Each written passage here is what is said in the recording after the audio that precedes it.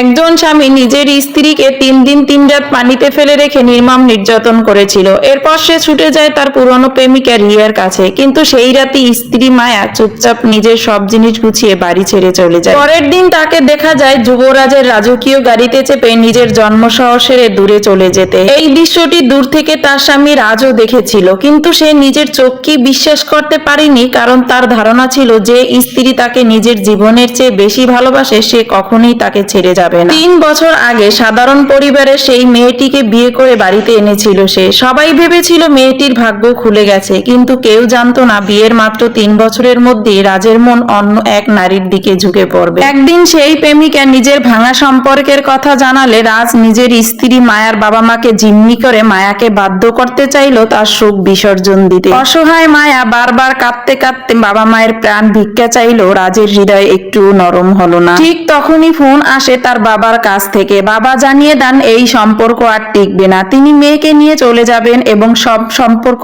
চিরতরে শেষ করে দেবেন। পরের দিন আহত শরীর নিয়ে মায়া বাড়ি ফিরে আসে। এইদিকে খবর আসে তার স্বামী রাজ প্রেমিকাকে খুঁজতে প্রায় পুরো দক্ষিণ চীন সাগর তন্ন তন্ন করে ফেলেছে। এই খবর শুনে মায়া শুধু তিক্ত হেসে ওঠে। বিয়ের দিন রাজ প্রতিশ্রুতি দিয়েছিল সারা জীবন শুধু সে তার স্ত্রীকেই ভালোবাসবে, কিন্তু 3 বছর পার হলো না, সেই প্রতিশ্রুতি ভেঙে চুরমার হয়ে গেল। হৃদয় ভাঙা মায়া তাদের বিয়ের সনদ ছিঁড়ে ফেললো। তারপর রাজের দেওয়া সব দামি উপহার বিক্রি করে দিল। বাড়ির চাকর বাকররা তাকে নিয়ে হাসাহাসি করলেও সে কোনো উত্তর দিল না, শুধু বাড়ির পুরানো গাছের নিচে গিয়ে মাটি খুঁড়ে বের করলো 2টি ইচ্ছের কাগজ। বিয়ের পর দুজন মিলে সেগুলো সেখানে পুঁতে রেখেছিল। স্বামী রাজ বলেছিল 10 বছর পরে এগুলো খুলে নিজেদের ভালোবাসার সাক্ষী হবে, কিন্তু সেই 10 বছর আর আসেনি। সবকিছু শেষ করে বাড়ি ফিরতেই তার সামনে হাজির হলো রিয়া। সে জানালো গত কয়েকদিন ধরে রাজ সবসময় তার পাশেই রয়েছে।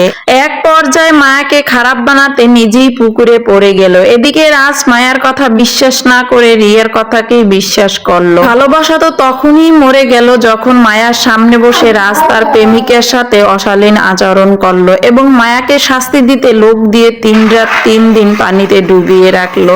এত কিছুর পরও মায়া বাড়ি ফিরলে তার মুখের উপর ছুঁড়ে দিল একটি ব্ল্যাক কার্ড। মায়া কিছুই বলল না, শুধু চুপচাপ কার্ডটি কেটে ফেলে নিজের সম্পর্কের শেষ সুতোটুকু ছিঁড়ে পিছনে আর না তাকিয়ে পাড়ি জমানো নিজের নতুন জীবন। এইদিকে রাজ মায়াকে মানিয়ে নেওয়ার জন্য তার পছন্দের ফুলের তোড়া নিয়ে আসার সিদ্ধান্ত নিল, কিন্তু তখন অনেক দেরি হয়ে গেছে। যে মানুষটি একদিন নিঃস্বার্থভাবে ভালোবেসেছিল সে এবার সত্যি নিজের জীবন থেকে তাকে চিরতরে মুছে ফেলেছে। কিন্তু এবার প্রশ্ন হলো, রাজ কি সত্যি জানতে পারবে যে তার অবহেলিত নারী এখন অন্য কারো ঘরণী হতে চলেছে? জানতে হলে নেক্সট পার্ট পর্যন্ত আমাদের পাশে থাকুন।